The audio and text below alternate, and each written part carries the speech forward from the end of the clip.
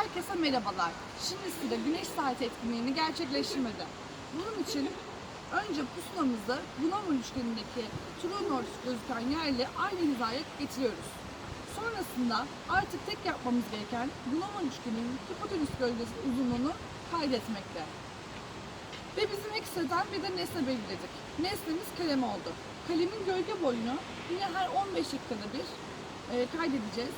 Bu gölge boyunun değişme ihtimallerinden bazıları mevsimler, bulunduğumuz konu ve saat faktör olarak belirlenebilir.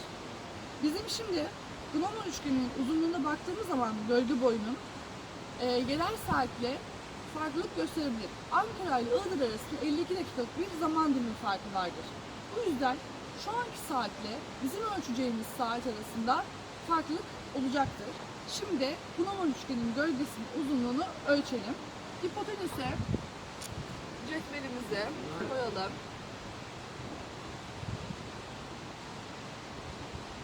Buradan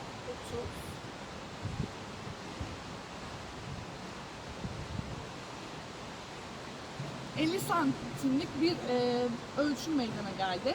Şimdi kalemimizin gölge boyunu ölçelim.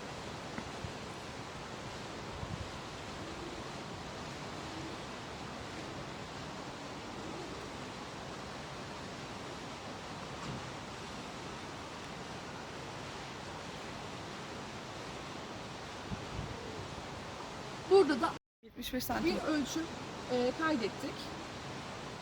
Şimdi sıra ikinci 15 dakikada. 15 dakika geçtikten sonra yine sizlerleyiz. Evet, şimdi 15 dakikalık zaman dilimimiz doldu. Sıra ölçümde. Bunun için önce Gnome üçgeninin hipotenüsünün gölgesinin uzunluğuna bakalım.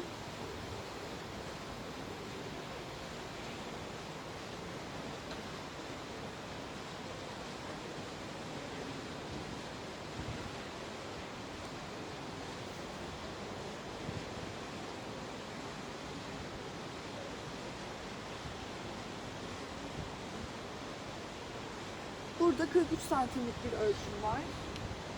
Şimdi nesnemizin gölge boyu uzunluğuna bakalım.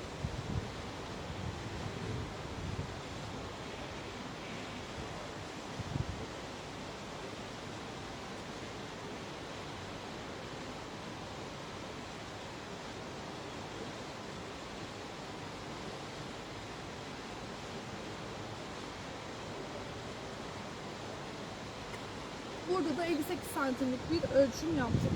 Bu demek oluyor ki güneş ışığı giderek daraldığı için geniş açıları gölge boyunda azalma meydana geliyor. İlk ölçümümüz Gnome üçgeninin hipotenüsünün gölgesinin uzunluğu 50 santimde, nesnenin ölçüm boyu da 75 santimde. Burada şimdi 43 santim ölçtük. Burayı da 58 santim ölçmüş olduk.